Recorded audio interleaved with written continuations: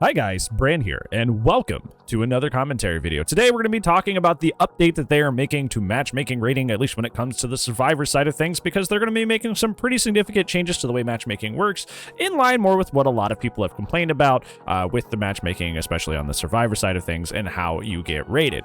Now, the problems that I have mentioned is that if you've paid attention at all to the way MMR works in Survivor, I know a lot of you guys are killer mains because, you know, it's kind of like where I started, got my foundation. So let me explain how this works on the Survivor side of things. So infamously, we had that stream a long time ago where Patrick from Behavior said that, you know, it's like hockey, but he also said some he revealed some pretty important things about the way that the MMR works as well, which is for Killer, it's about kills, and for Survivor, it's about escapes. And that's literally it. And if you played DBD for more than 2 seconds, you know that an escape and a death often aren't always attributed to your skill or necessarily something that you did, but just kind of RNG of the map, RNG of the perks that you brought in versus their perks. There's a lot of factors that can go wrong that really have nothing to do with your skill, and obviously even more so with the Survivor side of things when it comes to escaping, because you could play super selfishly and super immersed the whole time and get Hatch, which Hatch is a neutral in the MMR system, but that's still not a loss of points, so the game didn't treat them like they played bad when they did. Or, they immersed the whole match and then they got the door and then left, even though the rest of their team died. And obviously the game will make them the better player in its MMR rating than the 3 other players who actually played the game, as opposed to the urban evading Nia that just like hid the whole match and actually got out, which obviously is not an accurate representation on who contributed the most to the match and who played the best in the match. And those people, those players, those survivors that died, but they actually played the game, are going to be matched with worse and worse teammates, despite the fact that they were actually trying. Whereas the immersed gamer is going to be thrown into higher MMR matches when they don't belong there. It's just kind of a bad situation. It just doesn't actually accurately represent everything that's going on there. Now, of course, in a perfect world, we would, kind of just overhaul this system in general.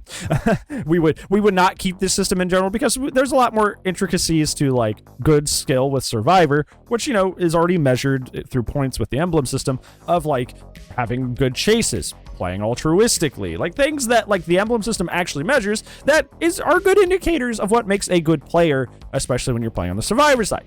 But that's not this conversation. That's not this video. We're here to cover the changes that they are actually making instead of our hopeful changes. So what they're going to do is they're actually going to try to implement that said altruism into the way that the MMR actually reads, and rewards points. Because so far, like I said, it's literally just, do you escape or do you not? Which is the most 2D unintuitive thing that you could have in terms of measuring skill in this game. Because, like I said, there's so many different ways you can escape, but not play the game well. Versus, so many people die who actually did play the game incredibly well and they just happen to not make it out. So essentially, what's going to happen here is for each teammate that escapes, and this is coming 6.4, so this is coming with the night drop, so this is going to be immediately, so this is coming. For each teammate that escapes, you gain more rating if you escape, and you lose less of your rating if you die. So if the rest of your team escapes, and it's a 4 out, and you also escape, you get the max number of points. However, if it's a 3 out and you die, you are not punished as harshly, you don't lose as much MMR, because clearly your team and you played incredibly well. Clearly, you guys got a majority victory. So clearly, you somehow contributed to that, even if it was just sitting on a gem by yourself or just only getting the saves. Something went right in that match, so you don't deserve to be punished as much. You just don't. Yeah, this is a really, really good thing, because this is a step in the right direction. Like I said, obviously I would prefer something kind of implementing the way the emblem system already measures how, players kind of play in good and smart ways, whether it be altruistically or, through having good chases, and implement something like that to kind of help with MMR. But this is good. This is a step in the right direction, because this is quite literally making altruism a hard thing that the game reads. It's not reading every hook or reading every heal or doing all that stuff, but it is saying that if a team majority escapes or the more saves that something happens, that the game is understanding that is not a bad thing and kind of punishing you less if you're the one that dies, but other people get out. or, you know, rewarding you for everybody getting out because obviously you guys played well. It's measuring the altruism in the game. And that is adding that complexity to an MMR system like this is very important because DBD is a very, very complex game that has a lot of complexity to it. So the more, you know, bells and whistles and facets that you put on this, the better it's going to be because you want that MMR system to accurately read what's happening in the game as much as possible. And now that we're having a little bit of altruism reading introduced to the Survivor side of MMR, which is very, very good. Also, a side thing is that they are adding an MMR decay, which is very, very important because most other MMR systems in video games do have an MMR decay. So you can't just, like, you know, become one of the best, like, Pyramid Head mains on the East Coast, take like a 6-month break, and then the game comes back and still treats you like you're the best Pyramid Head main on the East Coast. It just doesn't make sense. Your skill in real life decays over time if you take long breaks. That's just how it is.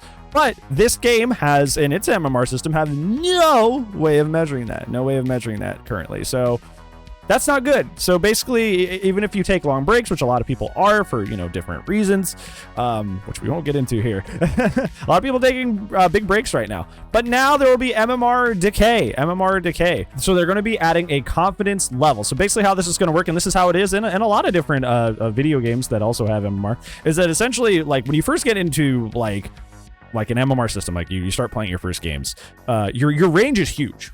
So you'll be facing like really like just people who just started playing the game, or you'll be facing somebody who's really good. And the reason it does this, because you may be thinking like, why would I face somebody really good if I'm new? Is it's trying to see if like, A, are you a Smurf, or B, do you just kind of like take naturally to this game? So it tries to like, you know, give you a wide range of players to deal with. That way it can kind of accurately put you where to go. Now, obviously, like, as you get further and further in the game, the confidence will narrow. It will narrow that because it's getting, you know, data. It's gathering that data on you, so that it will narrow that window of people that you face. What this is going to do with the extended break is as you take a longer time away from the game, the window will start to open back up. It will start going the other way. So you'll start facing more people on this left side where, you know, they may be easier, or they may have also taken a break. So you're getting, in a sense, you're getting that wider bracket that you had when you were a new player all over again, because in a sense, you're kind of like refreshing. You're kind of like, you're not a brand new player. You probably know the basics still, but you're just your motor function, you're you know, just feeling it out. You may feel like a new player a little bit. So they're going to be extending that bracket again for you, which is really, really nice. That's a very, very good thing that other games do, and I'm glad that this one is doing it as well. So yeah, those are the changes that are coming, and I do mean coming. This is 6.4, so when the night drops, this stuff's coming through. I like the changes I see in this. I think they are a step in the right direction, and I think that while I do ultimately think that the MMR system is incredibly flawed, and would I rather have no MMR system at all? Probably. But this is not bad. This is not bad. These are good steps, and if we're stuck with it, I enjoy the changes that they are making. So yeah. What do you guys think about these MMR changes? Do you think they're good and they're going to help the game, or do you kind of not care for them? Let me know down in the comments below. But other than that, it's going to be it for today's video, friends. Thank you so much for watching. But you do know that I upload daily, so hopefully I'll see you tomorrow. But if I do not, I will see you when I see you. Goodbye.